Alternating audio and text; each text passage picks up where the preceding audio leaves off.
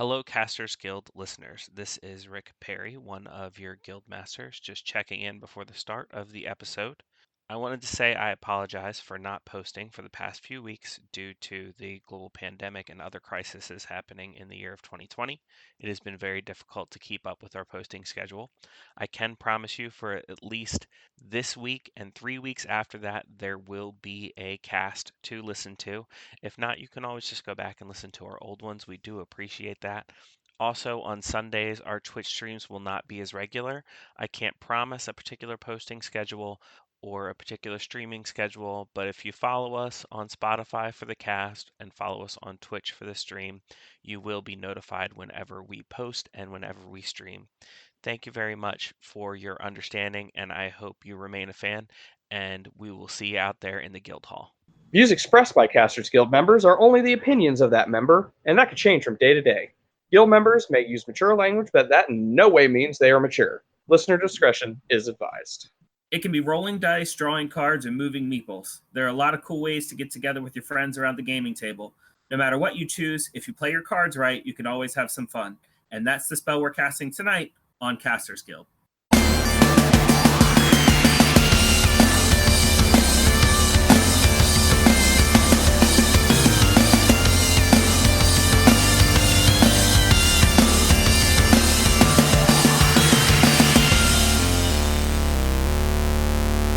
Thanks for tuning into this episode of Casters Guild. I'm your guild master, Rick Perry, and the mayor of Meeples.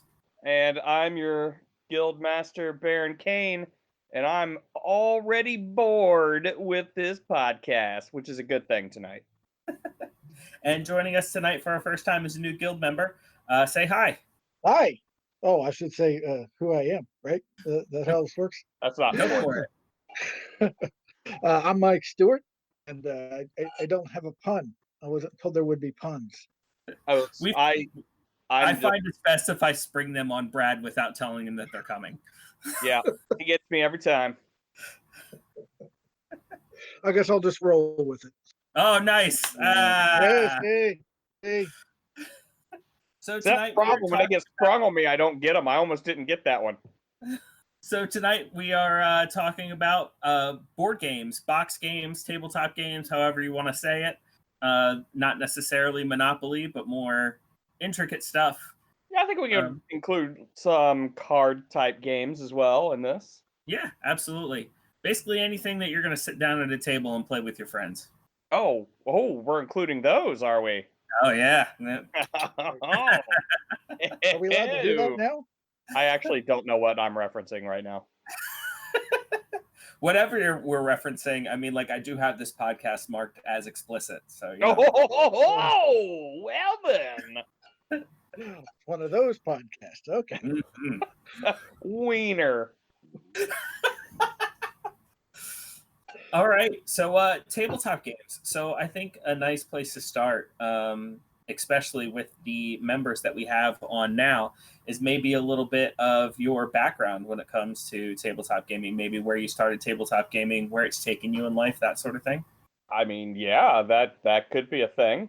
I mean, I think that we can all say that everybody in this podcast has had some experience playing board games, but I mean, I guess, going back to childhood, I mean, again, I guess we could all say that we've fucked around with Clue and some Sorry and stuff, but I don't think I started getting into the good stuff until about 2000. And Gotcha. That's when I started working at a game store. I was introduced to the other world of board games that I never really knew existed. Yeah, I think my first, weirdly enough, my first foray into the, I don't even know how to describe what that kind of world was back then, but I was playing cheap ass games. And cheap ass games was was pretty much just board games in a paper bag, and they were like just a couple bucks, but they were like the best freaking games ever, especially considering they were only a couple bucks. Sure. But then, I mean, after that, just kind of opened up from there. Really started getting into the more. Oh my gosh! When I first found a $70 board game, it blew my mind. Oh, right. I bought it, but and it was Arkham Horror was that game. It took me 2 years to learn how to play. I'd say that's a heavy first buy. It was ridiculous. So many bits. Oh my god, that fucking Fantasy Flight Games. That is who that is, right? Yeah. They have a problem. It's like they need to put as many things as possible in their fucking box. It's like we bought this box, we're gonna fill it up. I'm sure we'll get more time to dive into this, but one thing I will say about Fantasy Flight, as many components as they hand you, one thing I will say is the components are usually really good quality, and they usually aren't shy about giving you 100 little baggies to store said components in, so you aren't rolling around the box like some other game companies. Well, that may be a more recent development. Okay. Yeah, maybe. I know there for a while they were really bad. They would have tokens, and then there was a token for the tokens, and you just you have a whole table full of tokens and all the decks. Yeah. There were just decks everywhere.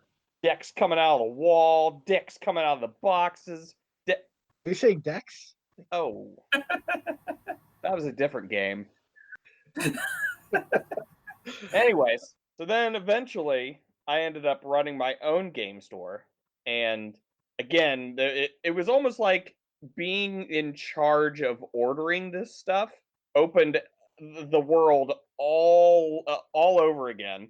Being able to look into it, and I know Mike was there with me. Yeah. And you know, I had him there with me to help out with the ordering, and because you know he was, I mean, you were pretty deep into it just as a fucking hobby for some goddamn reason. But and he was there for a lot of the ordering aspects of it, and just being able to see it from that side, it's amazing how much is out there. My God, I have so many games still from then that there are games up there that I've never opened and probably will never play, especially now that this, you know, the Backstreet Boys reunion tour is going through town. The Crisis. Oh yeah. Oh, can we just call it the Crisis on Infinite Earths? Yeah, fine. That's fine. We tagged it the Crisis during our Marvel episode, so. Oh, that's right. We're just gonna keep calling it the Crisis. Crisis. Okay, that works. So yeah, and since I got out of the game, I've been kind of keeping up on it. I still game from time to time. Again, like I said, you know, with the whole Crisis going on and real life, it's kind of hard to get a good board game going. But I mean, well, we'll get into it later. But one of the talking points I'm going to want to talk about is the best place to get board games, and that's Kickstarter. No, okay, all right. We definitely will dig into that. Yeah, I'll say I started really young without realizing I was starting really young. From as long as I can remember, like back when I was in like kindergarten and stuff, like every night when I was home and family was home, I always wanted to have board game night. Like anytime that we were just sitting around, I always like, hey, let's play some board games. Let's play some board games. I wanted to play all the things that every kid played, you know, the Trouble, Monopoly Junior, Mousetrap, you know, all those Clue, all those Milton Bradley. We didn't have Monopoly Junior. We had full-grown Monopoly, and 5-year-olds played it too. But yeah, and then eventually that turned into a slight Pokemon addiction, the trading card game specifically. Oh yeah, I didn't even touch on trading card game. Good Lord. And Pokemon turned into Yu-Gi-Oh! And I didn't take that last step. Yu-Gi-Oh! Never turned into Magic for me like it did for a lot of kids. Good man. Good man. I quit after Yu-Gi-Oh! At least until much later in life. Very recently, I got into Keyforge. Yeah. But you got a bah out of Mike. But after I'd kicked the Yu-Gi-Oh! Habit, I then joined the U.S. Navy and met a bunch of guys who were playing D&D and stuff down in the mess halls, which led to me meeting you, Brad, and then you introduced me to games like Munchkin, Lunch Money, Flux, stuff like that. Those are like my fucking staples right there. So that started a whole new habit, and now I have several cabinets in my home filled with boxes that I have purchased at different friendly local game stores and online and things like that. Conventions. Which I did bring up Kickstarter, but yes, shop local. Shop local. Yeah. But yeah, it started a whole new addiction, and since then I've been organizing my own game nights on and off. Obviously not right now with the crisis going on, but up until the crisis was going on all last year, I had a regular Sunday game night where we'd get together and play all kinds of different stuff until we bought Betrayal Legacy, and then we were pretty much only playing Betrayal Legacy. And then right before the crisis started, we actually started playing a game that I got on Kickstarter that I helped kickstart called Depths of Durangar, I think it was. But basically, it's a game that's played entirely in the dark, except for one person who gets to have night vision camera. It's kind of neat. I can go into more into that later. But yeah, that's kind of my history. All right, buckle up, kids. This is why I went and jumped in first, because I knew we were going to get a nice one with Mike here. It's not that exciting. It's a little. No, it's just we're in for a long ride, is what I'm saying. No, but like everyone else, I played the normal kid games because that's kind of all you had. Mostly your roll and move, whatever game, Monopoly, Clue. We always said we played Mousetrap, but I don't think anyone ever put the old school one together and had it work. Well, back then it was just like it was literally a mousetrap at the end, right? And you had to put your finger in it. Yeah, you had to get the token out, right? Yeah. Yeah. See, Rick don't know those days. No. It's all colorful plastics for me. The mousetrap was made completely of die-cast metal for us. But through it seemed like through most of my teen and high school years, I resisted getting into games. Like, no, I'm not going to do that. And I would play a game here or there, but didn't get into it too much. And then right around the 2000-ish mark when I met Brad, we did meet the Raw Deal. You guys kept showing me Raw Deal, and I kind of played it, but I wouldn't go full in on it. Holy shit! Yeah, I forgot all about Raw Deal. I mean, there was always little games here or there that I would pick up, but Raw Deal was kind of the close one, but I still didn't get into it. And then I don't really know how it happened, but then I ended up really obsessed with board games. Because I was really wanting to know that part of the story. I can't really explain it. It's just like I gave up. No, I mean, sure. Look, I gave up resisting and started playing more games with the internet, talking to different people that made games, and just through a random Facebook ask, I ended up being on the demo team for CGE. That was fun. In Origins, that was, I can't remember when that was, 4 or 5 years ago. Yeah. And then the next year after, I was on the demo team for Renegade Games. That was a lot of fun. I made a lot of friends and contacts through that. I still talk to today, and then got really into just kind of following the industry. And I haven't a problem with board games. This might be an intervention, or it should be. I have a problem. Which, by the way, I guess now is the best time. Mike, we're your friends. We all love you. Oh my God, what a horrible way to do an intervention. We're going to get you together on a podcast talking. Well, we're recording this whole thing. I know recently I was recording my games, just trying to get a list of what I have and what I've played, what I haven't played. And when I passed 175, I just stopped. Right. I didn't even try. I walked out of that store with all the fucking demo games. There's no way I'm going to try to figure out what I have. And then I kind of quit getting games after the store closed. You had to have kept going. Oh, I'm still going. I can't. Right. Yeah. Like, do I need to eat, or I could get this new game? I will say that one bitter point that I have with you really let me down. You didn't get on the ELO team, and I'm upset with you about that. Funny story with that.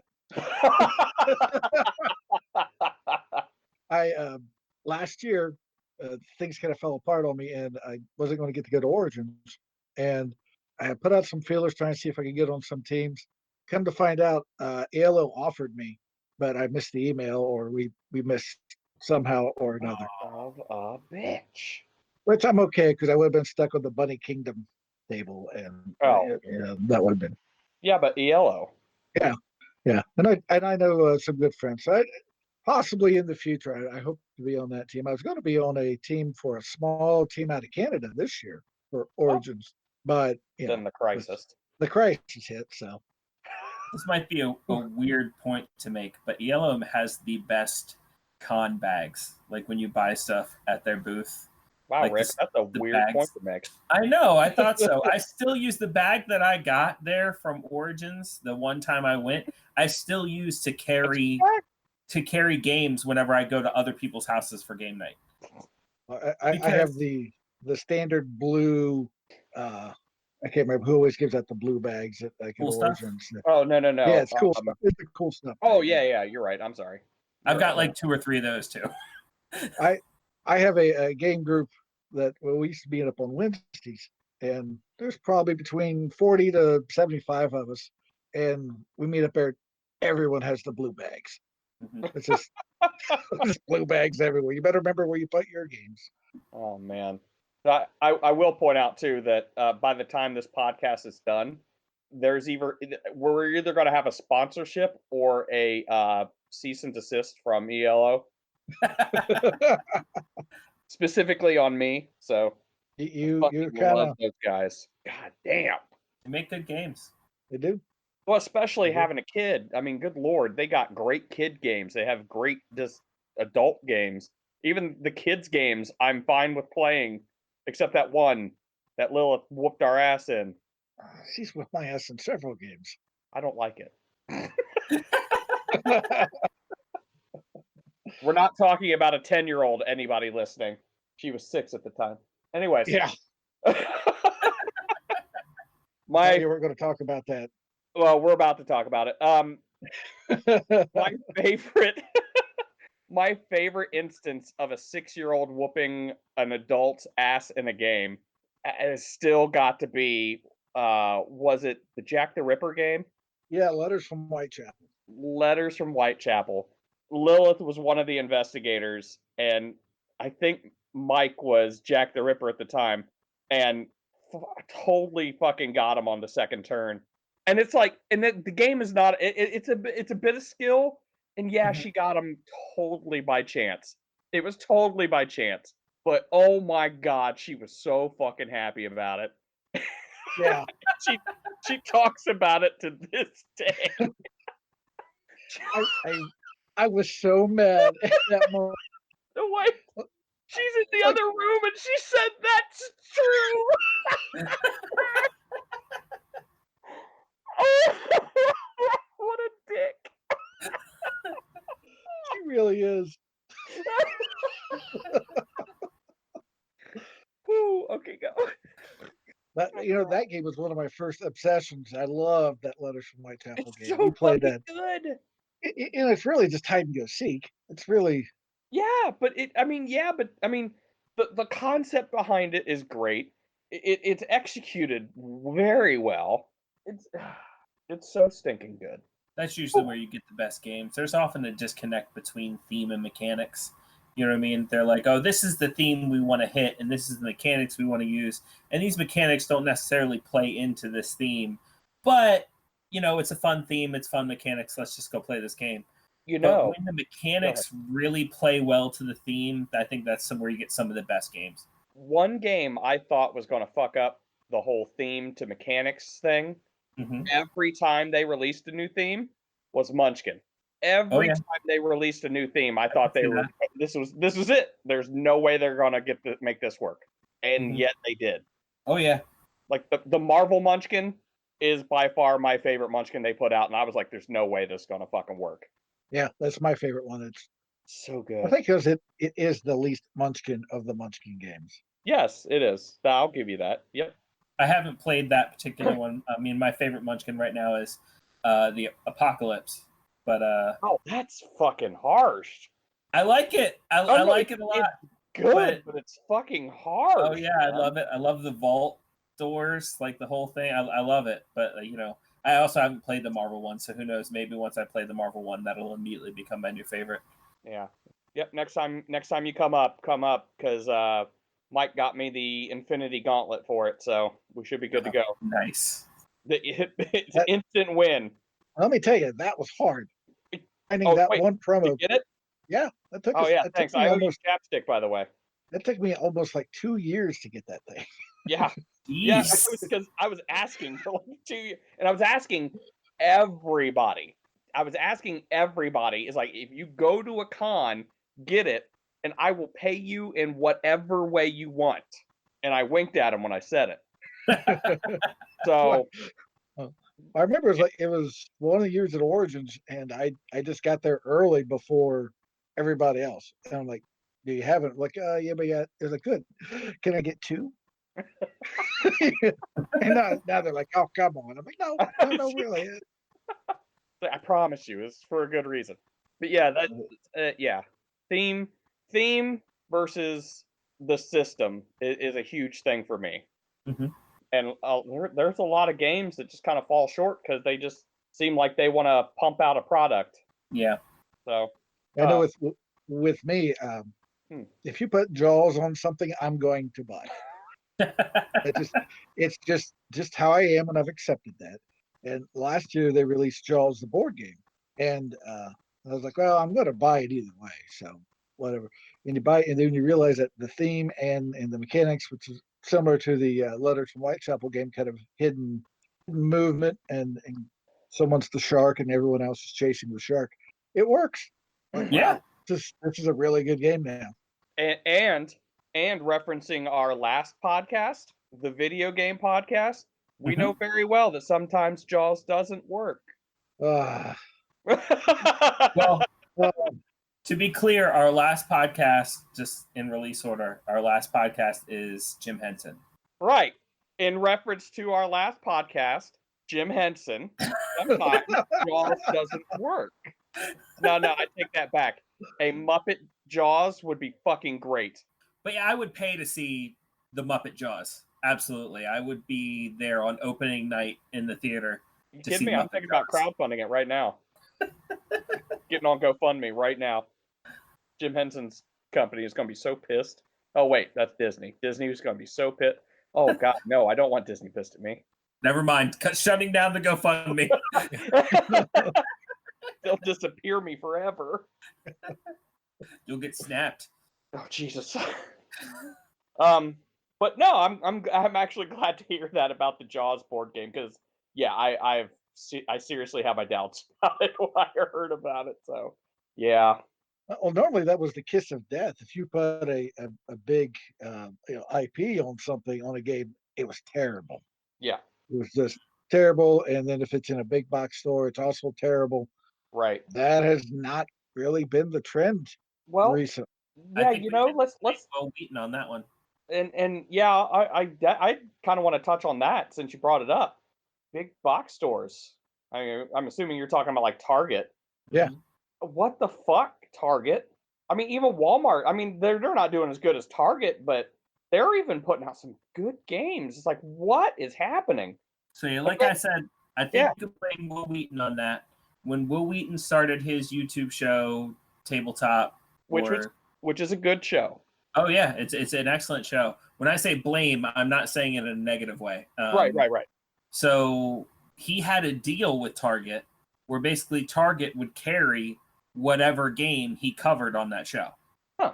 So that Target started getting, they had a tabletop with Will Wheaton section, and they'd start carrying those games that he was covering on his show. Now, when he got that sponsorship deal with Target, like, it meant he had to play some games that they wanted him to play, and like the games he wanted to play had to be cleared through them, and it was a whole thing.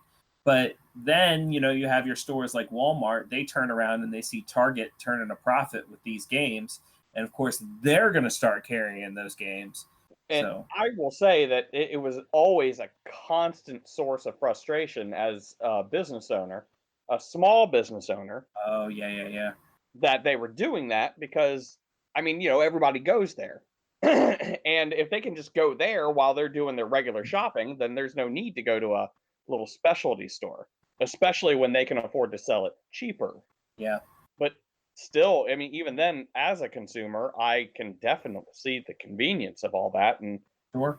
oh my I gosh, was even at Walmart not that long ago picking up some crisis supplies, wearing my mask and keeping my 6 feet like I'm supposed to.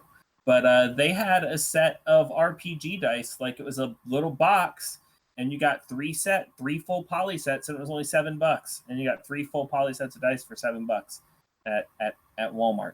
You know what I mean? Like they're carrying everything now. Yeah, I've seen you can buy the D&D books and sets there, which is wait, crazy. are you telling me I can go to Walmart, get my player's handbook, a carton of eggs, and a shotgun? Jeez. I don't know if one Walmart actually carries the player's handbook. I know Target does. Oh yeah, okay. I've seen it not all the time, but they do have it occasionally in Gotcha. Target.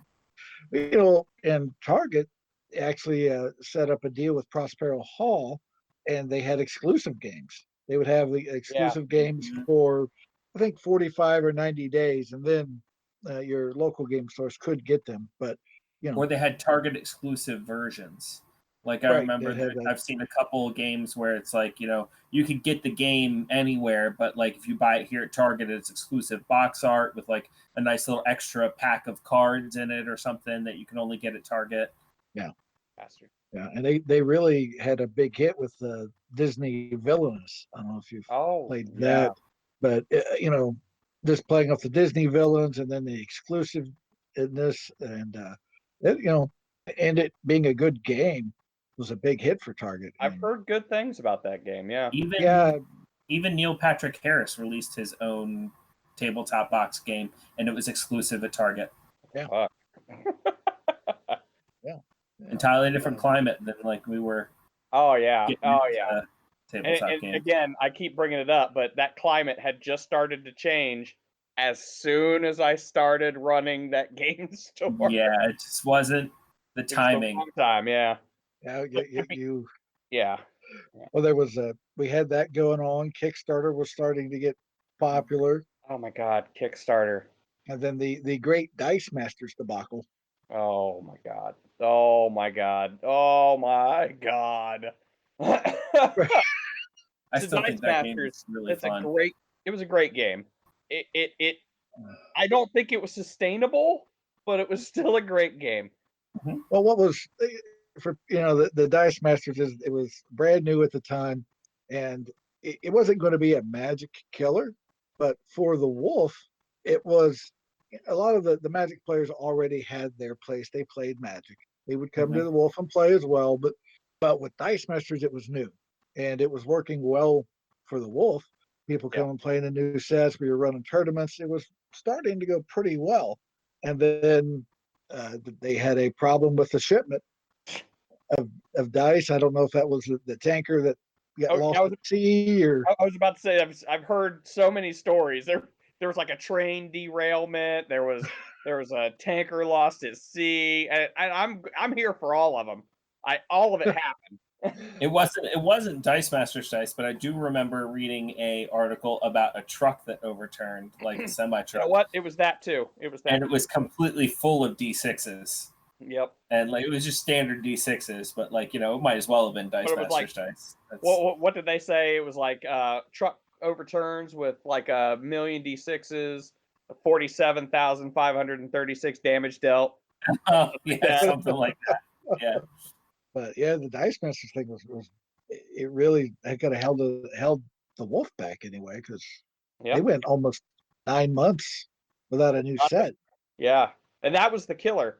You still had the old stuff, but without the new stuff, interest goes away. Yeah. So they kept releasing promos, and they did a few other things, but it's the sets. People wanted sets, and it didn't exist. Yep.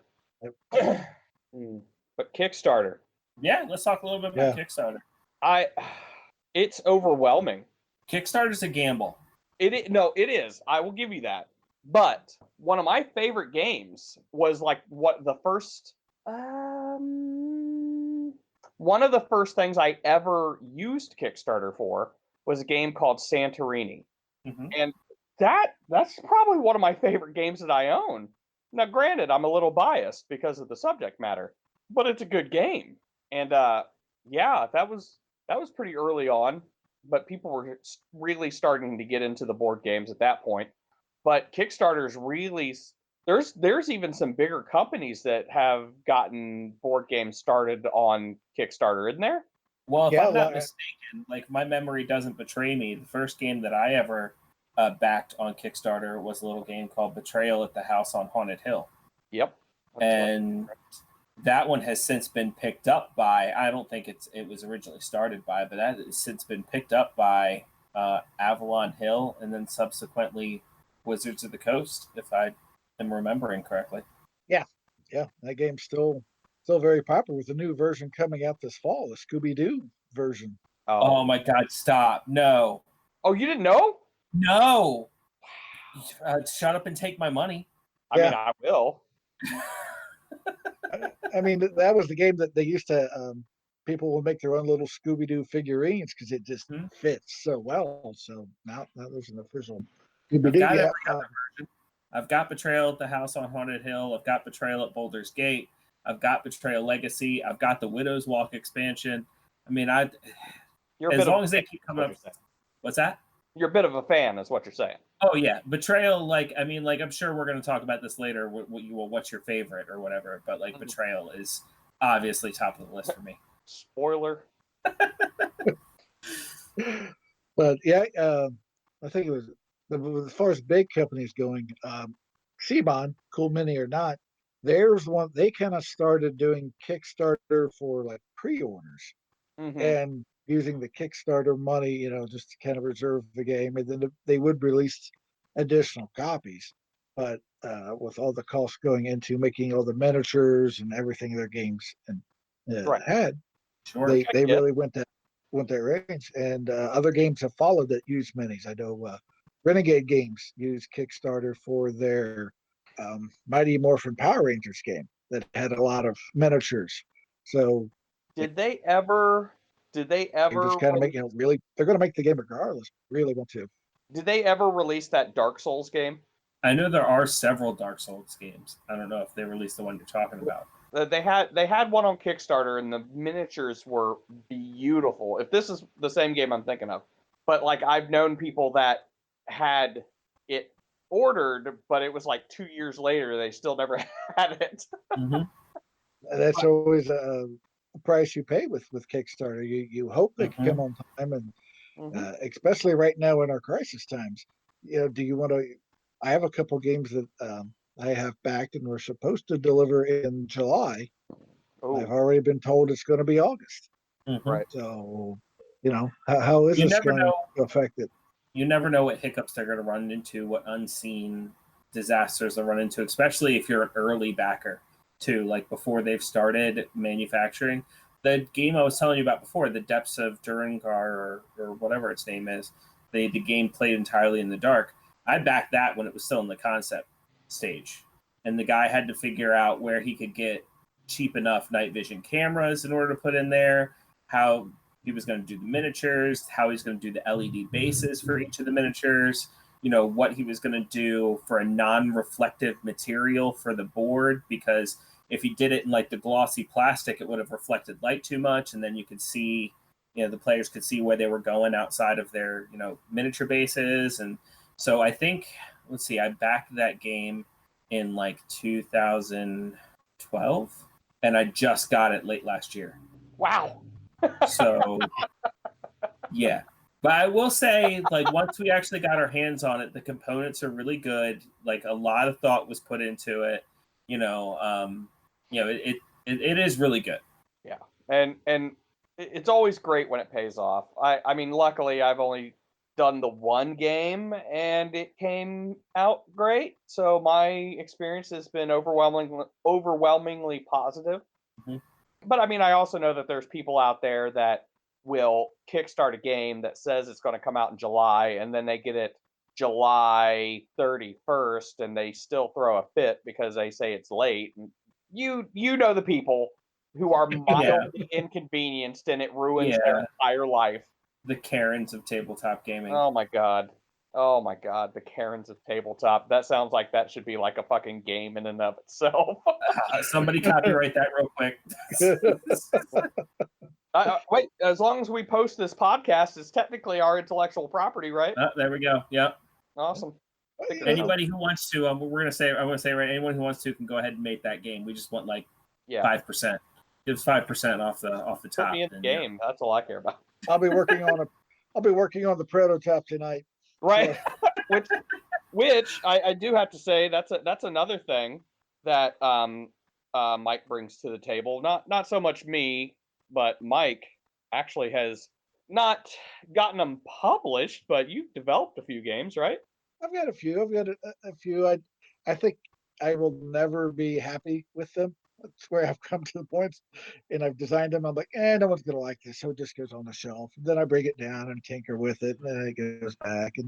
Or randomly, I just get woke up in the middle of the night with an idea for a Tiger King dice game, and I just make it in 4 hours. So right. It's just, I don't know. It's an addiction or something. I still think that we should really give that Loch Ness Monster game a chance. Yeah. Because that seemed to be working out pretty well. Yeah. And I just kept playing with it. Then I realized I had invented roulette. Yeah. But yeah. Then but I do enjoy tinkering with games, but back to Kickstarter. The thing that really gets everyone is you back the game, and you know you're going to get the game for a reasonable price, probably what they're going to sell it for. But if everyone is backing the game, it's all those exclusives and extra bonuses. Oh yeah, that's all the extras. Yeah, and you can get it all cheap and free at some point. You can pay the base price for a game and get all the expansions sometimes. That was the cool thing about the Santorini that I got. I just paid for the game, right? I just got a version of the game, but I got it pretty early. So as more people backed it, they started adding on more things. So I started getting more stuff just by having paid this amount. And I love them stretch goals. Yeah, it's like, this is awesome. So yeah, I got like a couple expansions. I got like the deluxe version of the white box version of the game. It's good stuff. I've only ever had one bad experience with Kickstarter, and it wasn't even bad that they mismanaged their Kickstarter or anything like that. It's just once I actually got my hands on the game, I just hated it.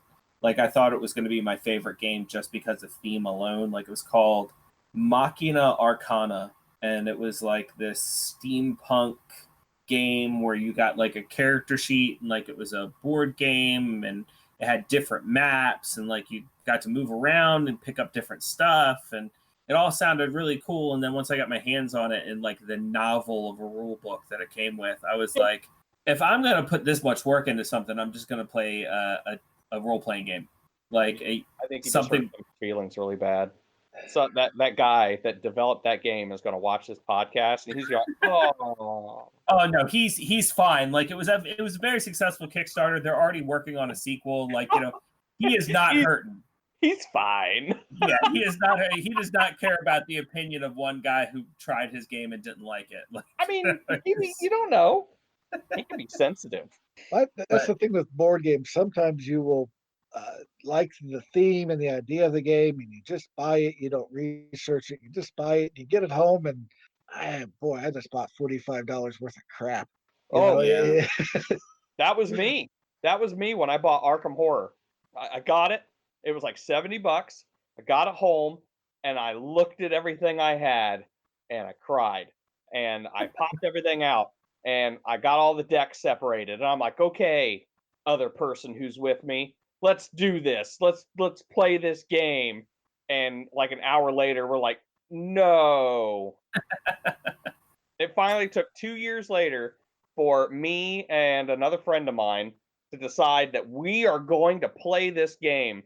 We watched YouTube for like an hour watching other people play this game. We read over that rule book over and over and over again. And finally, we just laid it all out. And we're like, okay, we're going to do this. And it ended up being like one of the easiest games to win I've ever played. As long as everybody is working together, you're going to win that game. We had a similar experience with the Firefly game. You Oh remember my god. that?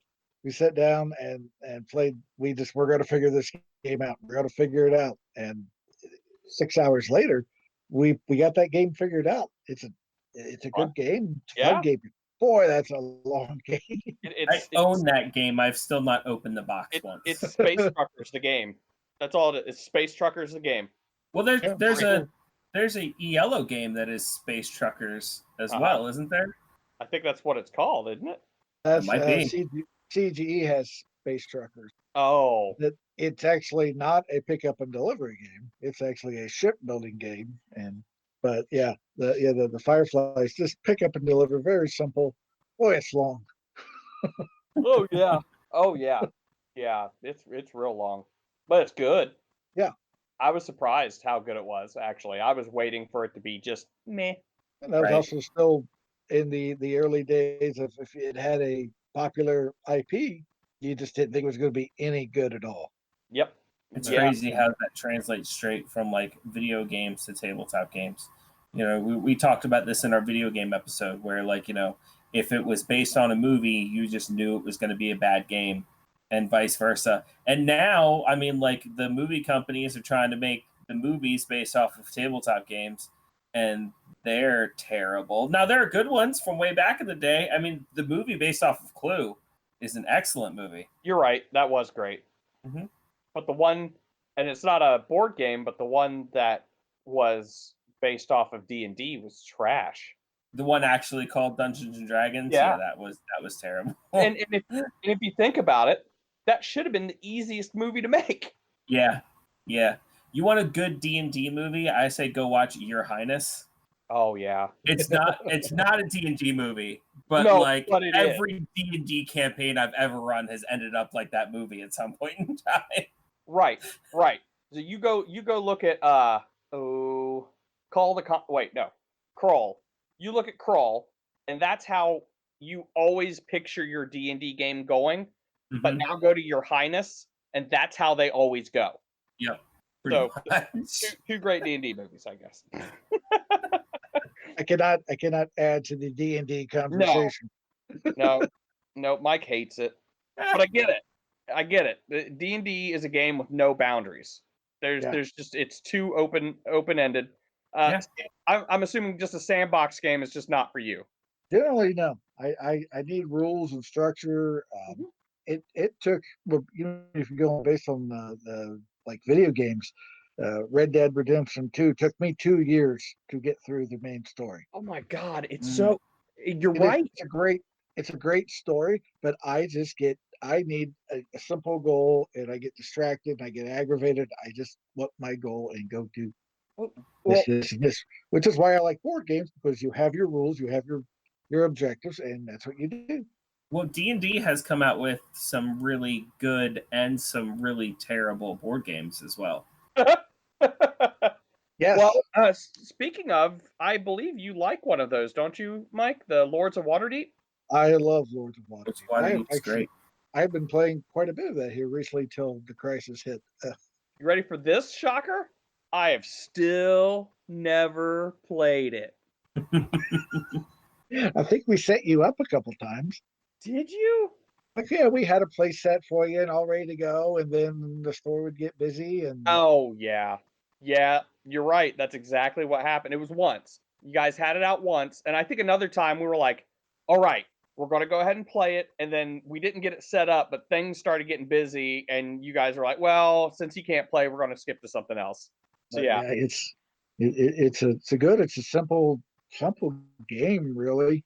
I remember I was playing with some friends at a charity event, and we were all playing it, and it all established players who played a full game of Waterdeep in 45 minutes, and we were all proud of the fact that we got that game in under an hour. So, Yeah.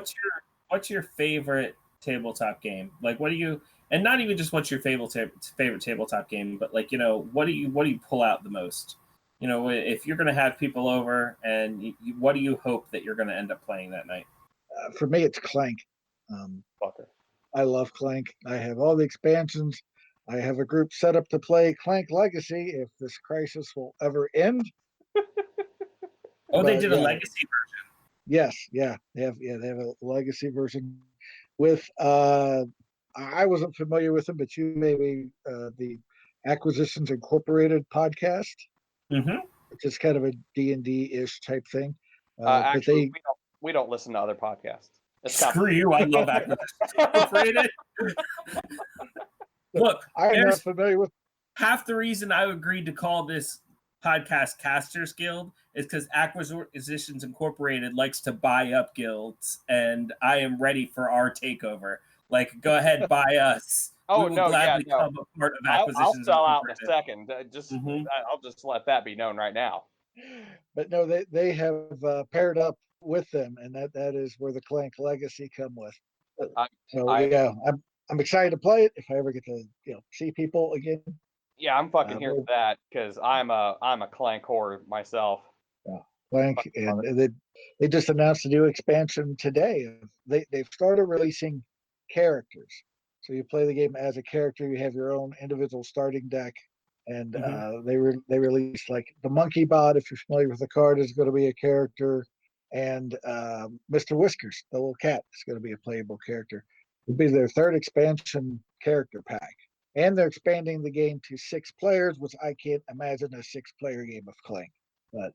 Yeah, that's gonna be crazy. Yeah. But such a So good yeah, game, though. I have faith in it. yeah. Clank's a good one, and Baron Park. I love spatial games.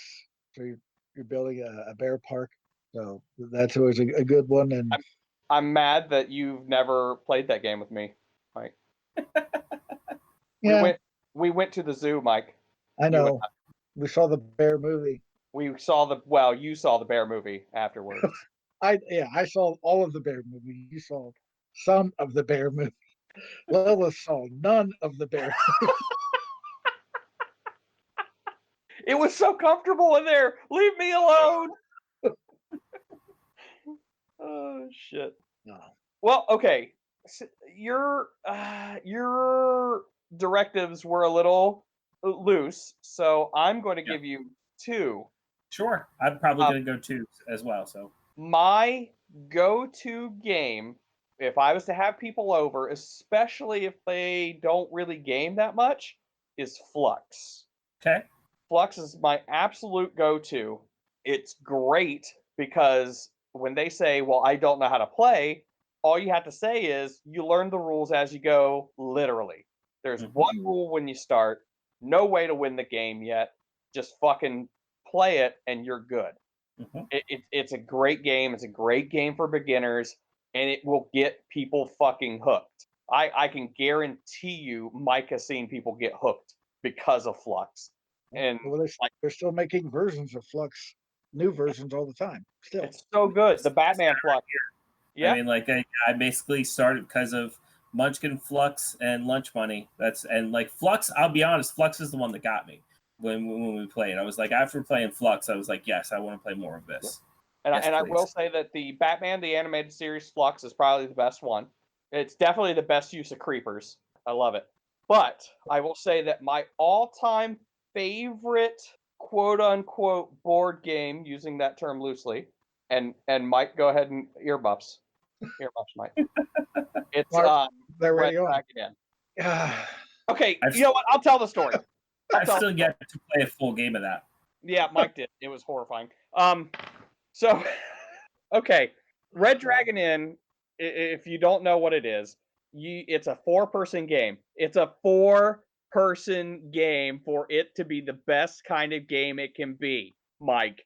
And you're playing 4 adventurers, and you've just come back from adventuring, pockets filled with gold, and you go to the tavern and you drink and you fight and you fight and you drink, and whoever's left standing at the end of the day wins. It's great, especially when you get into character. You pick out your character, and there's got to be like at least 87 of them now, and it's all balanced really well.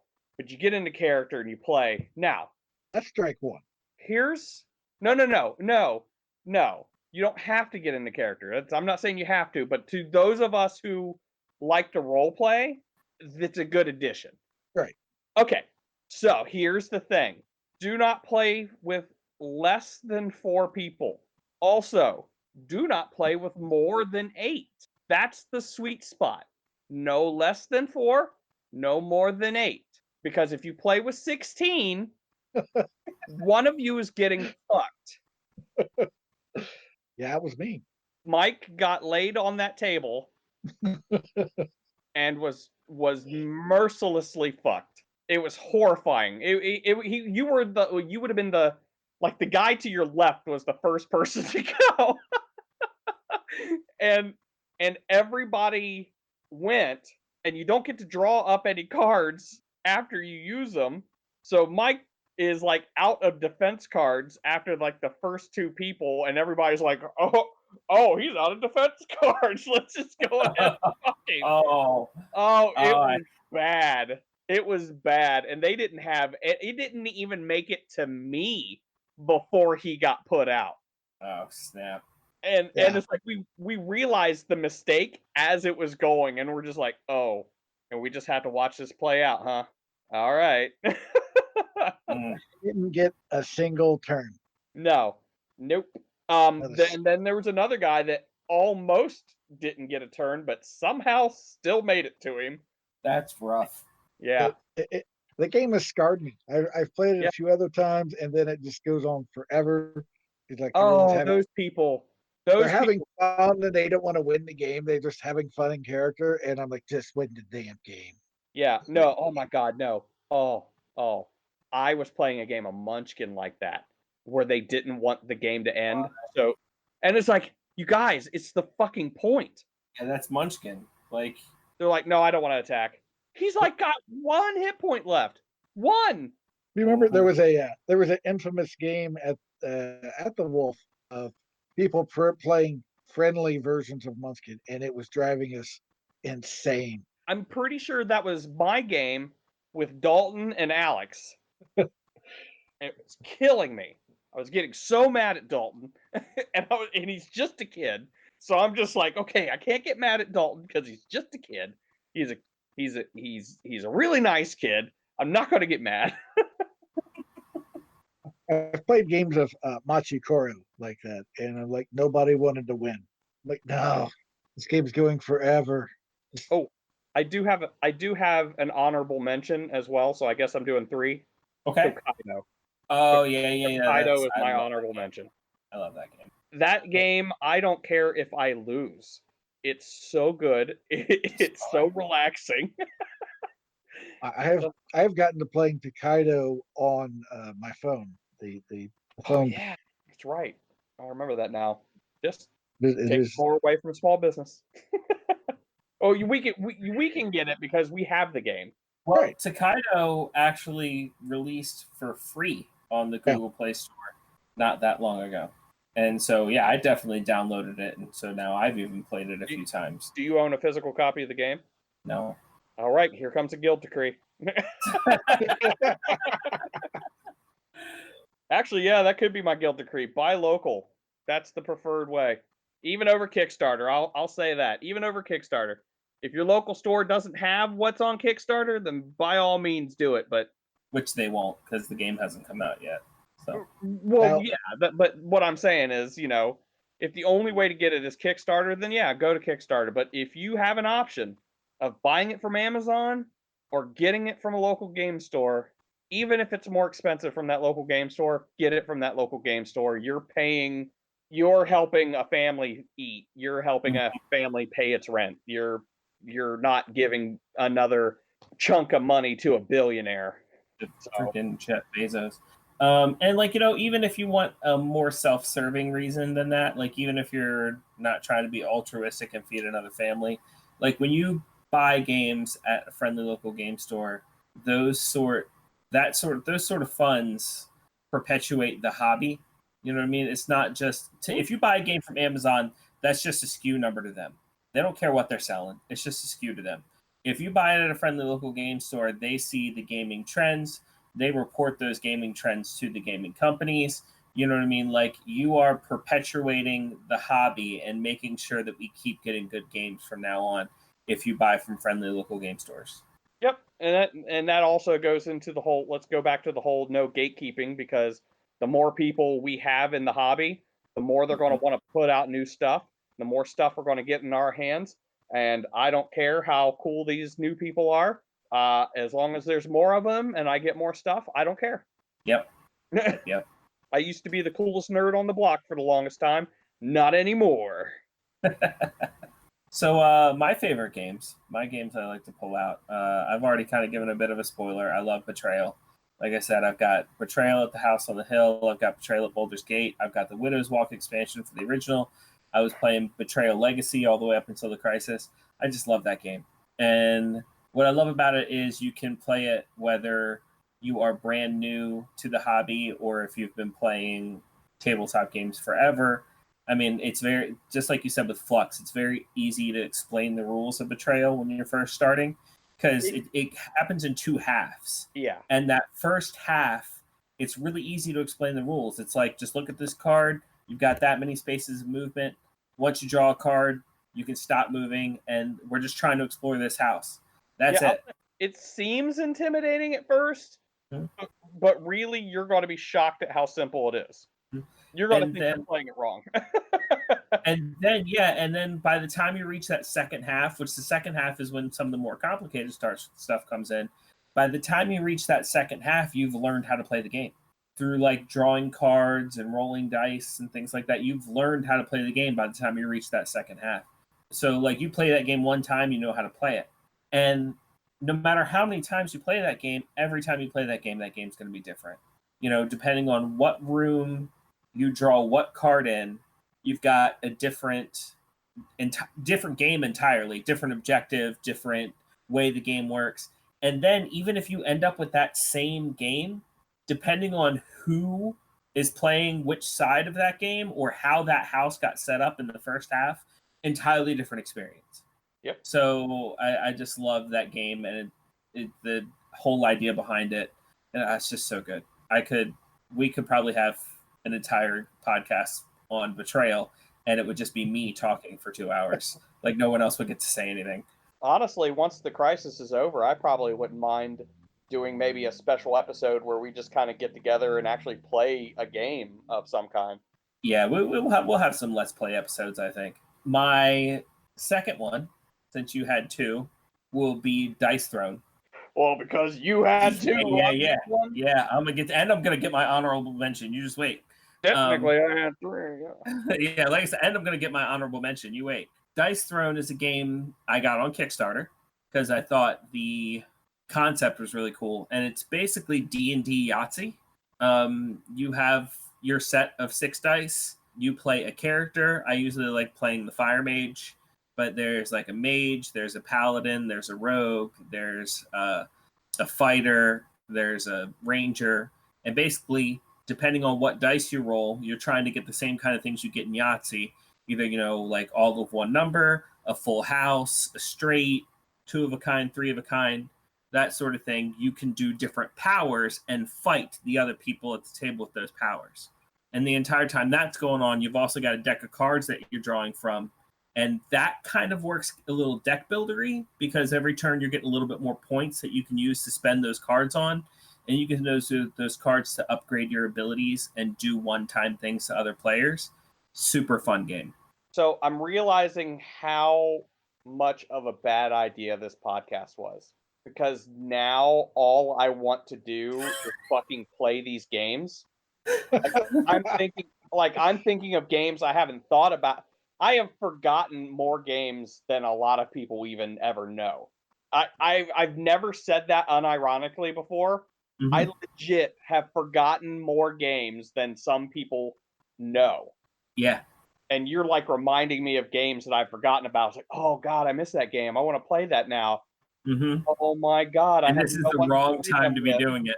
Like if it weren't for the Crisis, like we'd be recording this episode. We all would have met up at one house. We'd be sitting around a table with some mics, be recording this episode.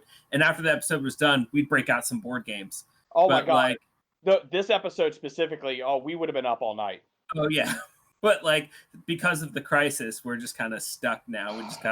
We're all going to turn off our computers and then like Charlie Brown sad walk like off to our beds. Have you guys done any solo board gaming? Yeah, actually, I'm Yeah? going to talk about that one right after I talk about my honorable mention. My honorable mention will be Sentinels of the Multiverse, and since it's my honorable mention, I won't go too far into it. But I really like that game. I've But never played that one correctly. I want to play it correctly. it's a lot of fun, and you can play it solo. You can play it by yourself. You can play it solo. A lot, just like a lot of other deck builders, you can play solo. Like I have found myself playing Scott Pilgrim's Precious Little Card Game solo quite a bit. Mike, you know how you feel about like D&D and Red Dragon Inn? Yeah. Like, I mean, let's not go into specifics, but you know that feeling that you have in your heart when those words are mentioned. Just focus on that feeling for a second, okay? I want you ready? Dungeons and Dragons, Red Dragon Inn. Now you feel that right there? Yeah, You feel that? yeah. It's That's there. what I just felt when he said Sentinels of the Multiverse. I knew that was coming. I knew it was coming. I think me and you have had the similar problem with the same game, but not at the same time. You're probably, yeah. I love that game though. I do. I like it a lot. Well, that's the thing. I've known so many people that like that game and enjoy that game. And my experience wasn't good. So I'm thinking something was wrong when we played it. But Here's the thing, Mike. That game, I was like, oh, you know what? I'm gonna play this character because he seems cool. And this person was like, well, you know what? I'm gonna play this character because he looks cool. We all picked characters that we thought was cool, and then not even realizing that you have to pick specific characters if you want to win this particular game. I have had a very different experience. Well, you played it wrong. Because that's exactly how I pick my characters. I pick my characters based on who I think looks cool. Or like when I sit down to play this game with people, because I bought several expansions for this game, I have a lot of the heroes. And I'll just ask them, who's your favorite superhero? And depending on who they say, if there's a hero that's anything like that hero, I'll hand them that hero. And we'll go in with that team and like, no, we won't win every time, but like, what good is the game if you win every time? Like, what I mean? There's got to be some sort of challenge to it. But like, we win, I'd say more than half the time. Okay, so when we played, we picked our characters, but then and I think this was in the rules, I'm not sure, but we randomized everything else. Mm-hmm. We randomized the setting, we randomized the villain, and then I think there was another thing. There is, yeah. There's the setting, the villain, and what is the other one? I forget what the other one is. But yeah, you're right. But anyways, every time we played, we didn't even come close to winning. We were wiped every fucking time. We're like, are we doing this wrong? And then we would look online and it was these people and it was different. Well, it wasn't even just this one group of people because we would go to another group of people on YouTube. Again, it was the friend that helped me learn how to play Arkham Horror. But we would go to these different channels and everybody was playing the same group every time. That's no fun. It was crazy. And yeah, I mean, especially with a game like that touts all these different characters, why would you make it so unbalanced that they can't have the chance of winning every time? In my experience, the only time, if you really want to win, you have to work together. And that's the only thing. It's like you can't have anybody want to step out and be that spotlight hero. You are going in as a team of superheroes and you have to work together. Like you don't have to play the card that's best for you. You have to play the card that's best for the team. And I've played with some players that weren't down with that concept and we've lost because of that. And they're like, oh, it's just because like, my character wasn't built for it. And it's like, no, you could have played this way and it would have been better for the team. You could have given bonuses to us all instead of giving bonuses to you. And like, we would have won, but right. Well, we even did that. There was like a character that was providing bonuses, but they had to be providing bonuses and not doing any kind of like attacking or anything. So this person pretty much just sat there and was like, okay, well, I'll just do this. Okay, I'll do this. Okay, I'll do this. And helped out a lot and was actually the last person alive because they weren't taking any attacks. But once they were the last person alive, they stood no chance. Yeah. I'm sorry you've had that experience with it. Like I said, my experience has been very different. I've been able to play different characters just about every time, and I've had a lot of fun with the game. Well, hopefully someday you can sit down with me and we'll play it and you'll have a different experience. Well, all right, but Mike has to agree to sit down to Red Dragon Inn. Oh yeah, totally. Okay, you don't have to play D&D, Mike, but Red Dragon Inn with 4 people. That's it. All right. Four. All right. Only Oh 4. yeah, 4. No. I think it's my opinion. 4 people is the best. It is the best way to play the game. And you have to try and win the game. Well, yeah, obviously. I think if we get this group right, if we get the Casters Guild together to play these games, I think we'll have a good time. Just the 3 of us, and we'll throw Parker in. Yeah. Does it have to be Parker? Nah. I'll bring my wife. It'll be fine.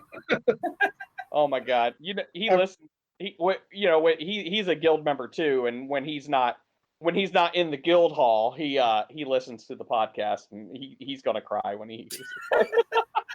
Which is specifically why I said that. You hear that, Parker? Fuck you. Damn. Look, we like the guy. We just didn't want him playing Red Dragon Inn with us. Christ. Parker, I love you, Parker. I wouldn't take you away from all this. No, Parker likes the game, and he's out for blood when he plays it, so he's a perfect addition. We can always get Marcus involved. So, Brad, I have a confession here. I'm glad you're sitting down. Oh, there's a game that I have been playing a lot of recently. Now it's a superhero game, so that shouldn't surprise you. Right, a little bit. It is a Magic style game. It is a living card game. What? It is Marvel Champions. It is, and it plays spectacularly solo. Right. In the Crisis era here. I have been playing a ton of that game solo. Gotten a few of the expansions, and it's very magic-like. You get the cards in your hand, you pay for them with whatever mana or whatever you want to call it, and it's been it's probably the game I've played the most. Primarily due to the situations. I've not heard of this game. It came out late last year. Oh, that's why I haven't heard of it then. Yeah. Late last year. It's made by Fantasy Flight Games, which means it comes with a whole bunch of tokens, a bunch of different cards. There's a few peoples. And what? Not quite as many tokens, but more. Are the cards a weird size? Yes, there's 5 different decks. One of them is teeny tiny. So kind of yes to both of those. There are tokens for, like, if your character becomes confused, enraged, or one of those typical things that'll happen to a character, but they're in those little 1x3 cards, and there's way more of them than needs to be ever in a game. Yeah. But there's no way you'd ever need that many of those cards. But yeah, it's a fun game. I've enjoyed it. I don't know if I would ever play with 4 people like it says you could, because I think you would just get destroyed in 2 rounds. But solo, it's a good fun challenge. Yeah, I'll have to look into that. If I ever get to see you again, yeah, right. We'll actually, I still have Lila's birthday present from last year. Yeah, which will probably be her birthday present this year. That's a good way to save money. Yeah. I wasn't belated. I was early. That's right. Oh man. And how do you guys feel about? How do you guys feel about the? You mentioned a little bit with that Sentinels game, but the co-op versus competitive games. Where do you guys? Oh, I'm always a co-op guy. I don't know. It could be because I'm not good at them, or I just don't like the concept of competing with my friends. But I have always preferred co-op games to competitive games. Now, in the case of Betrayal, for some reason, Betrayal and Dead of Winter, some reason, I love being the fucking traitor. I don't know why. It's so fucking weird. I was playing Dead of Winter, and I got 3 different people kicked out, making everybody else think that they were the fucking traitor, and I was the traitor the whole time. That's why you love it. You have that. We've talked about this on the podcast before. you have that ability to just make people believe you. You have that innate ability, like no matter Is that good though? I don't know if that's good. good, bad, take it as you will, but you have it. You got it. Now that you've said that, I mean, like, you kind of took my answer. I'd love to say that I prefer co-op games, but honestly, co-op games with a trader are actually my favorite type of games. And it's not even just like, I wouldn't say I love being the trader. I love being on either side of the equation. But like Betrayal at House on the Hill, Shadows over Camelot, Dead of Winter, these are my favorite games. I would like to point out, though, like you said, you like being on both sides. I am fundamentally insulted when I'm not the trader. I am offended when I am not given the trader card randomly. Very angry. I love leading the team to victory, and I love pretending that I'm leading the team to victory, and instead I'm leading them to ruin. I love both. I'm not a huge fan of the games with trader. I'll play them, but mostly because I'm usually the one teaching the game. So if there's a trader mechanic, that's an extra set of rules I got to teach. And that's the best thing about Dead of Winter. You can leave that part out. Right, right. But yeah, so just extra rules, and especially I tend to teach games to people that don't play a lot of games. Right. Yeah. So it's just a whole other set of things that. But if I'm playing with people who know what they're doing, yeah, I have no problem with that. I always seem to. I can get a co-op game to a table a lot easier than I can a competitive game. Yeah. Yeah. We're playing Pandemic or Horrified or just some co-op game. I can get I think some people don't feel they have to do it all themselves. They have help on their turn. The irony right now, teach in that way, the irony right now, by the way, is Pandemic would be the best game to play right now. So 2 years ago, I had a group of guys and we started playing Pandemic Legacy, and we got about halfway through, and then just our lives happened and we could not finish it. The only way we were able to finish it was at the beginning of all this, before the total lockdown.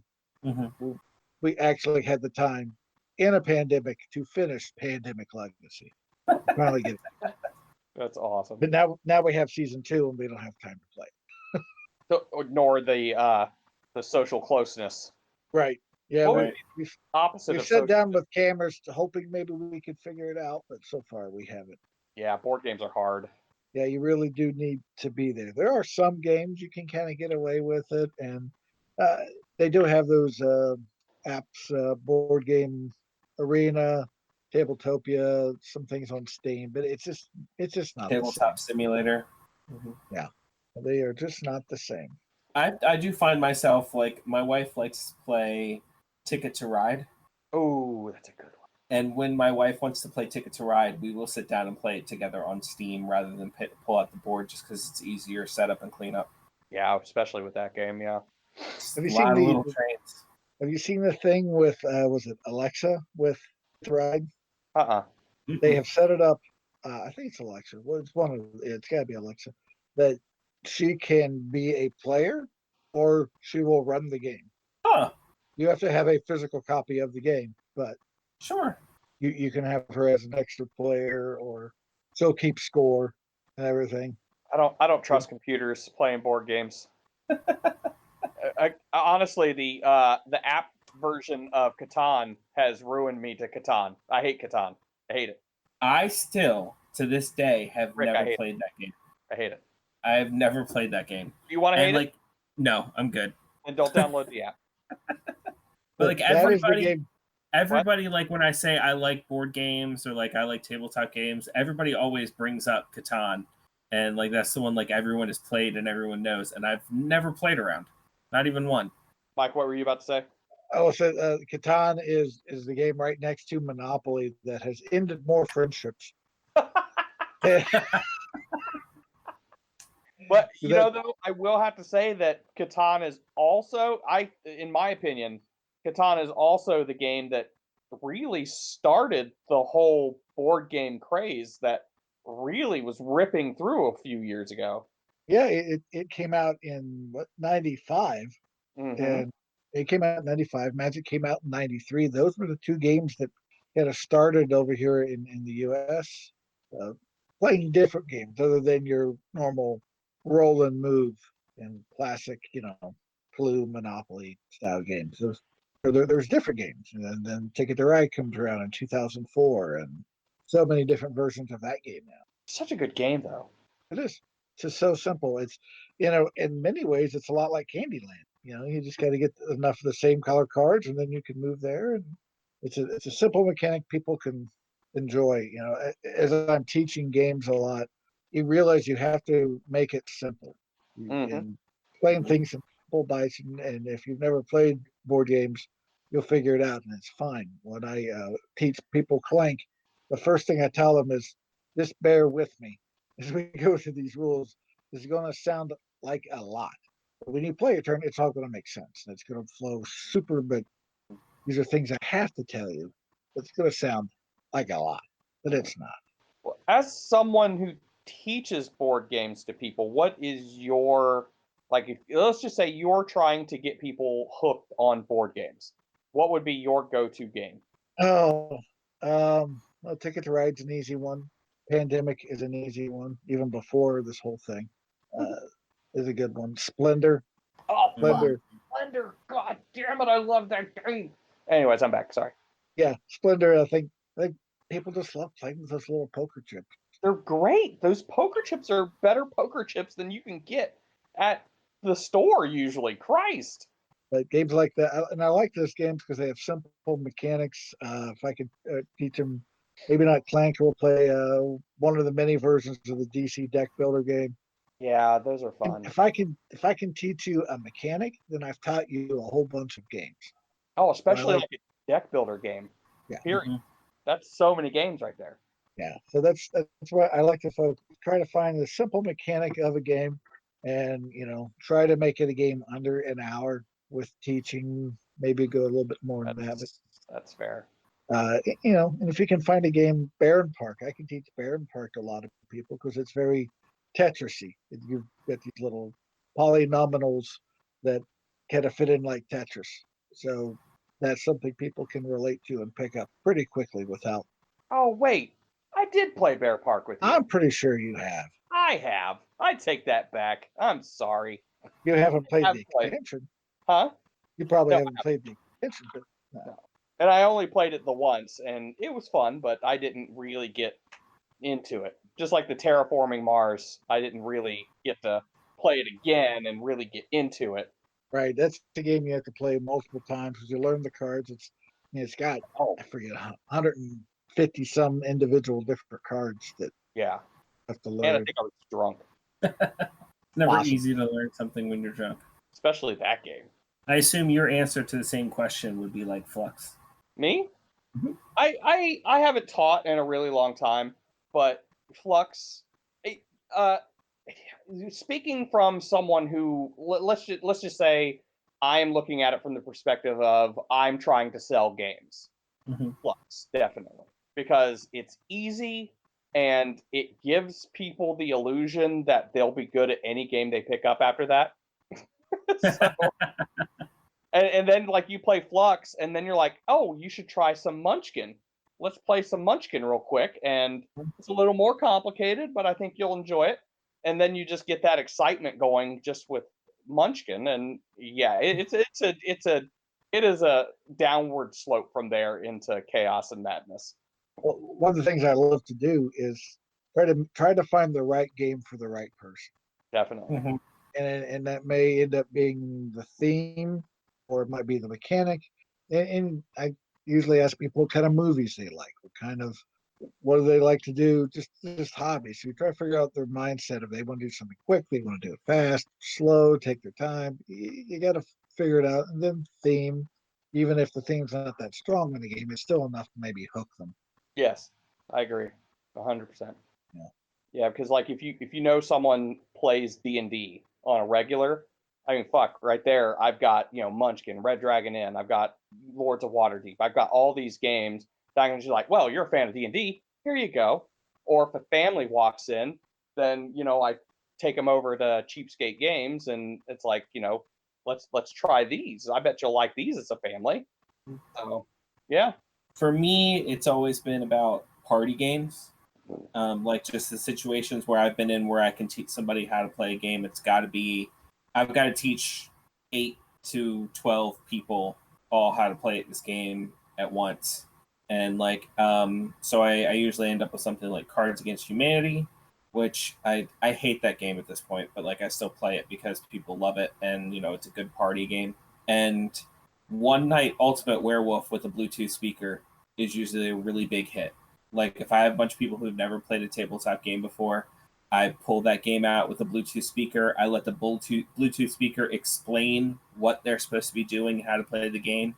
We usually have a false start or two, like, you know what I mean? Like someone we go through the first night, and then like somebody's like, I didn't really get what I was supposed to be doing. But then we try again the second time, and then we'll spend hours playing One Night Ultimate Werewolf over and over again, just because people get really into that. Ultimate Werewolf, I just want to make a comment. Ultimate Werewolf is fun, but it's never going to beat the original Are You a Werewolf for me. Sure. Oh my God. You need 15 people to play. Oh, yeah. Which is the big benefit to Ultimate Werewolf, but oh my God, you get enough people playing Are You a Werewolf? Oh, it will turn into a bloodbath if you're not careful. I'm pretty sure I almost saw a 13-year-old boy kill his whole family with his bare hands one time.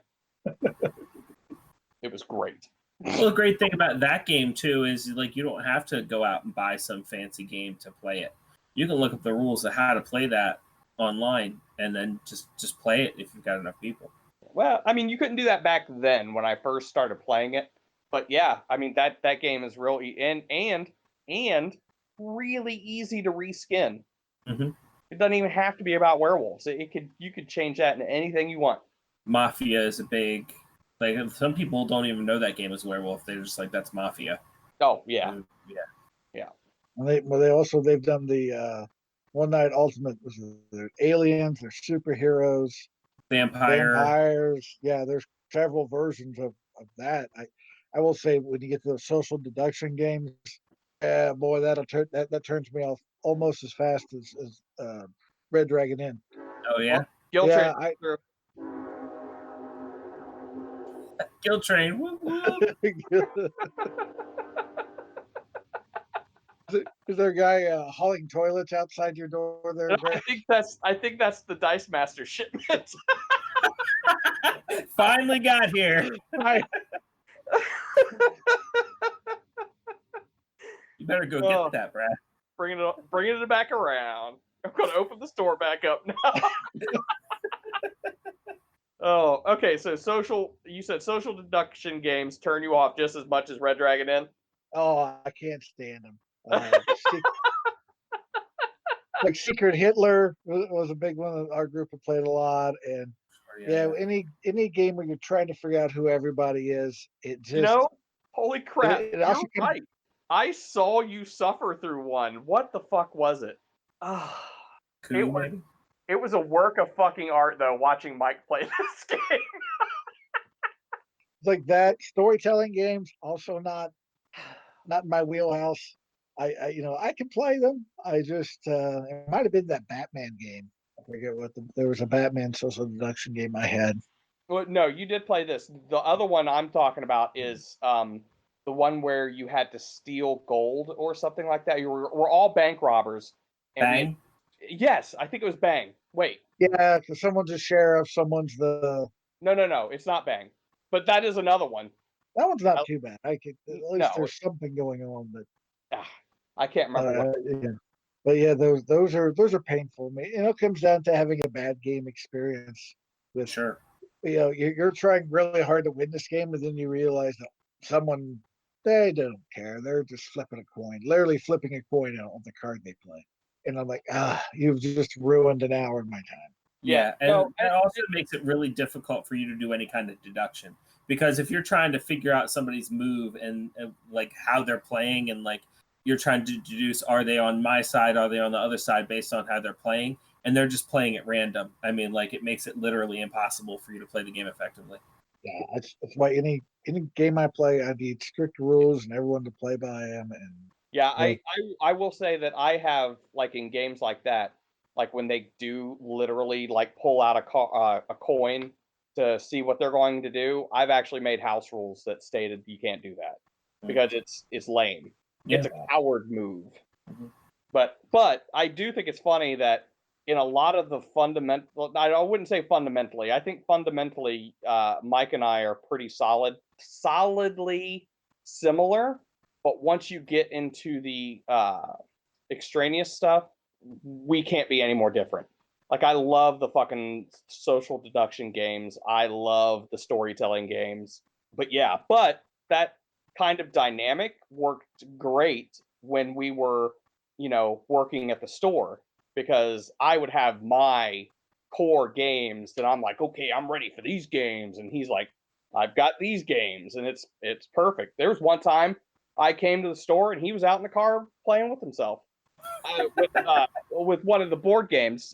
Yeah. It was a card game that you could solo play. It was a baseball game. So Yeah. he was messing with his bats, Right. His balls and bat. Right. Yeah, bat and balls. Bat and balls. Just like regular people. Mm-hmm. Sorry, I had to, Mike. That it was too good the first time I did it. It's going to be good the other 100 times I did it too. Yeah. I see they came up with the Facebook memories. I'm like, oh, I know. yeah. I was just about to say that. It was like, it was yesterday, wasn't it? It was recent. It was recent. It's crazy. It was recent. Have you guys played any of those roll and rights? They seem to be everywhere right now. What's that? The roll and write genre of games.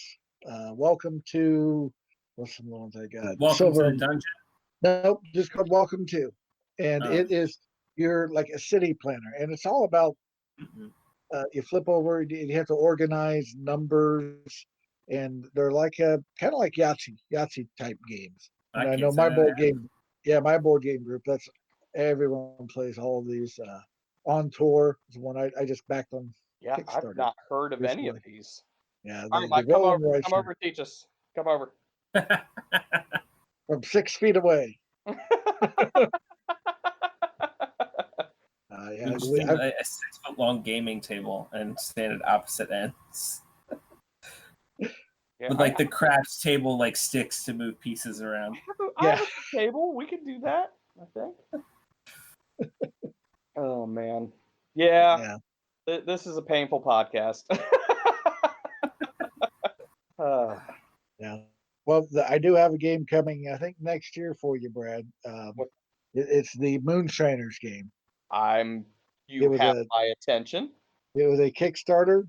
I'm looking at to make sure I don't mess up the exact name of it. Moonshine Empire. And you brew your moonshine and then tried to deliver it via boat, hovercraft, walk it in, drive a truck. Dodge Chargers. I could live that game if I wanted to. I live in Tennessee. Like, it would take 2 seconds for me to get involved in that business. You want a job? It was one of those games that talked about like Kickstarter. I kept watching the whole thing. We got down literally within 5 minutes of the whole thing ending, and you see that they have reached all the stretch goals. And you see all the bonus stuff you get for, was it $55 or $60? Wow. You're like, I know I'm going to end up with this game. Mm-hmm. So I might as well get it now and get more stuff. It's true. Might as well get all those stretch goals. Yeah.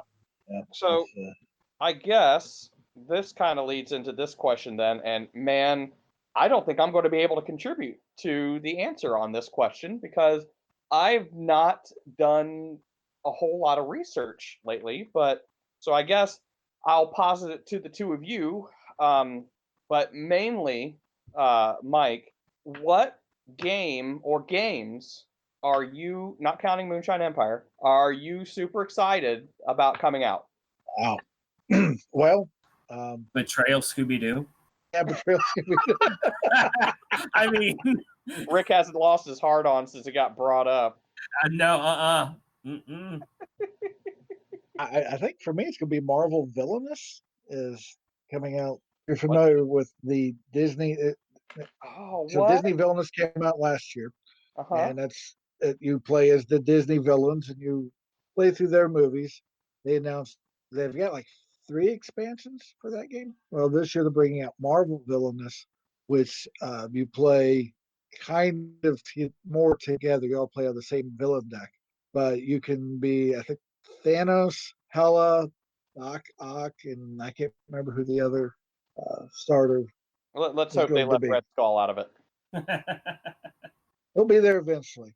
I will judge the person that plays the Nazi. But yeah, that I'm looking forward to. And then I've got 2 Kickstarters, the On Tour coming on, and then Tiny Epic Dinosaurs. Wait. Should be August-ish. There's the Tiny Epic line. They've done a whole bunch of Tiny Epic games. Yeah, okay, that's where I've heard it from then. Yeah, they've done. There's probably 8 other Tiny Epic games from all over the place. Whether it be there's a Western one, there's a couple space ones, there's a fantasy one. So, but I know one thing with some of my board game industry friends, no one's really sure what's going to happen the rest of the year. What these games are scheduled to come out. Yeah. Are they going to get made on time? Are they going to come out in time? Origins here in Columbus has been delayed to October, but realistically probably isn't going to happen. Gen Con has not been canceled yet, but based on the way things are going, I can't. Even if they have it, it won't be to the scale normally. Oh, and everybody's going to be going into it with a completely different social mindset too, and financial. Mm-hmm.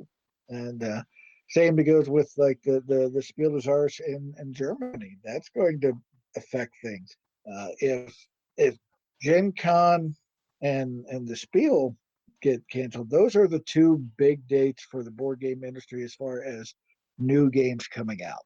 Gen Con for the U.S., Spiel for Europe, and so that's really going to affect things, which I think is going to be strange because who's going to be able to provide games on time? It is going to be Target and Walmart because of they have the resources to get the game released on time. Their games, their exclusive games. So it's going to be real interesting how the rest of the year plays off as far as that goes.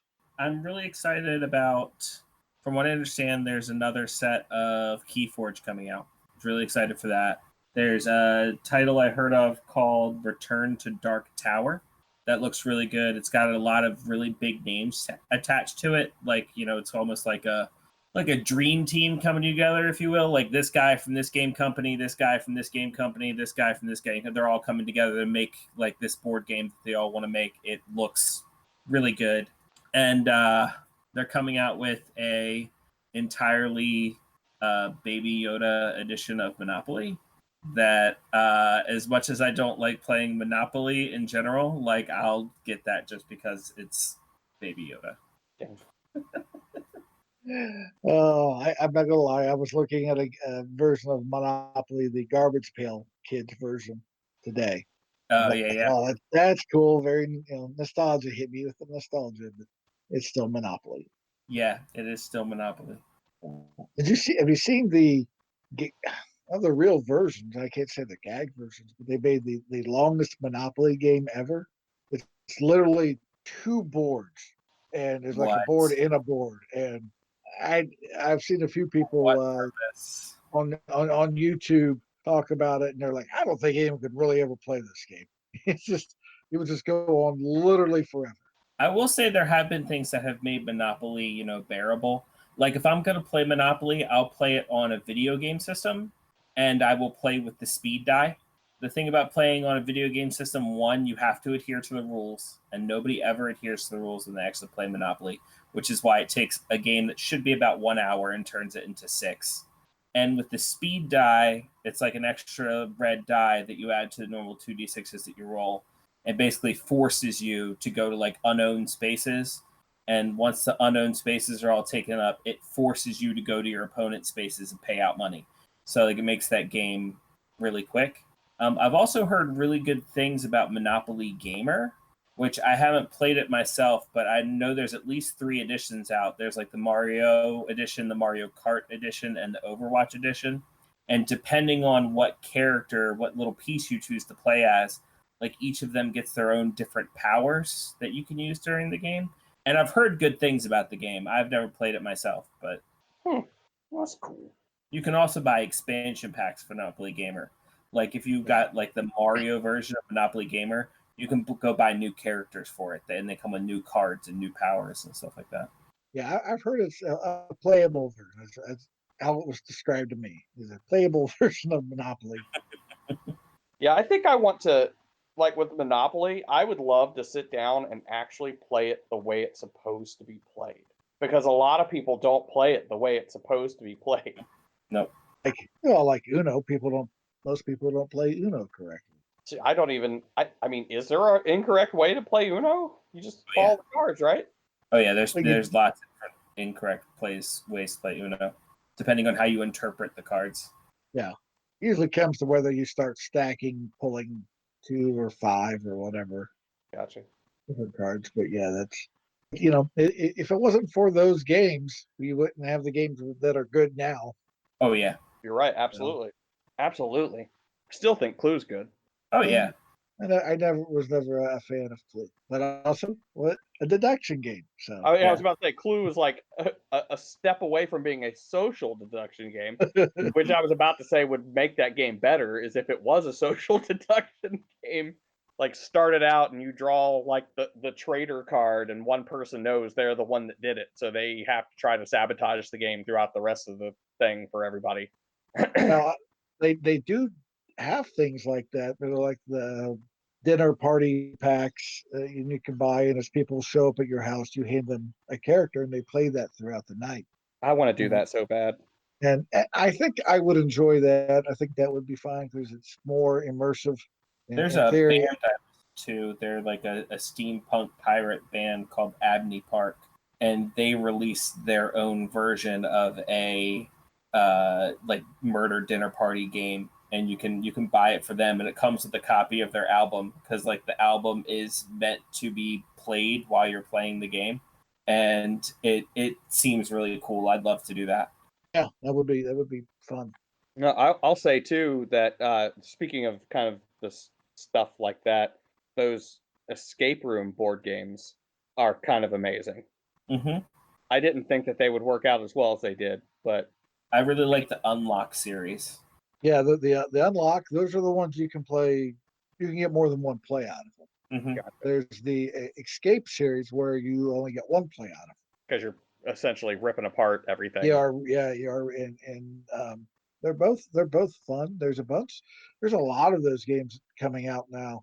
There's, I think, actually a Scooby-Doo escape room game coming out as well. Right, Scooby-Doo games coming out. Add to cart. Hold on.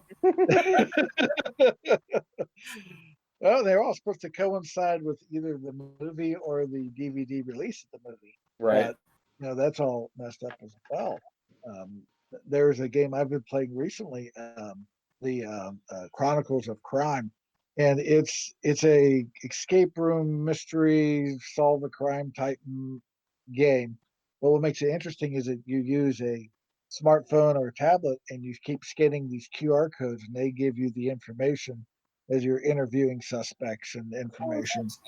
And what's also cool about that game is developers have opened up the materials so the community can create their own stories. Oh, that's cool. Like a high-tech version of Time Stories, kind of. I don't know if you ever played Time Stories. Similar, yeah, kind of in that. Yeah, that's super cool. Yeah, it's a fun one, and that's always a fun one with new people too, because you're playing together, trying to figure out this mystery, and then you got technology, which always gets people involved. And yeah, there's a bit. Oh, I was about to say, so most people, when they do podcasts, they'll take notes before. I really feel like I should have been taking notes throughout this. You can always listen to it after I post it, and then you can take your notes throughout. Yeah. I have like 3 or 4 pages of notes going into this. So. Well, see, that's what I'm saying. That's normal prep, and here I am like, man, I should have been taking notes throughout this. Just when you re-listen to this podcast, just make sure you log into a different account so it still counts to Right. Each time. the play. I'll use a few different dummy accounts. Yeah, Yeah. log in like 4 devices at once, all on different accounts. Listen to it surround sound all at once. See, I think we'll go ahead and wrap up now. We have had the most chaotic conversation throughout the course of this time together. Yeah, I really don't even know what to say. I'm actually just super excited to get out and get on Kickstarter, get on Amazon because I can't go to my local game store and track down all these games that you two have been talking about. So yeah, and meeples of peoples. Yeah, there. You're welcome. Thank you very much for tuning in to Casters Guild. Make sure to check out the new episode release every Monday, and check us out streaming live on Twitch every Sunday. For right now, until the crisis is over. Right. Mike, thank you very much for coming on. We look forward to having you on again when we're actually playing some games, and maybe we'll do some recorded plays of some of these games. Thanks for having me. I still got my decree, right? Yeah. None of us used our decree. Last Yeah, time no. I did. I used mine. What was Yeah. yours again? I forgot. What? The shop local. Oh yeah, shop local. Shop yeah, local when you can. Shop local. That excellent guild decree. So I got mine, and I decree that Red Dragon Inn is not a good game. Ooh. Oh Yeah, ouch. yeah. Oh, that hurts. You didn't do anything about it. That's a guilt decree. Yep. That might be a little bit of retaliation of a previous decree I heard. I will. Shop I local? will say my Oh. guild decree. My guild decree will be whatever your favorite game is. That is the best game. Wow. Kind of. You will. We'll add to you. To you. Yes, to you. That is the Because best. you would totally be counteracting. You would be totally counteracting Mike's guild decree. Whatever your favorite game is, that is the best game to you. Get out there, play some games, have some fun, and we'll see you next time. Bye. Bye. Bye. Bye. Bye. Bye. Bye. Bye. Bye. We're gonna need some more. We're gonna need some more buys out of this guy. Bye. Bye. Goodbye. Or just bye.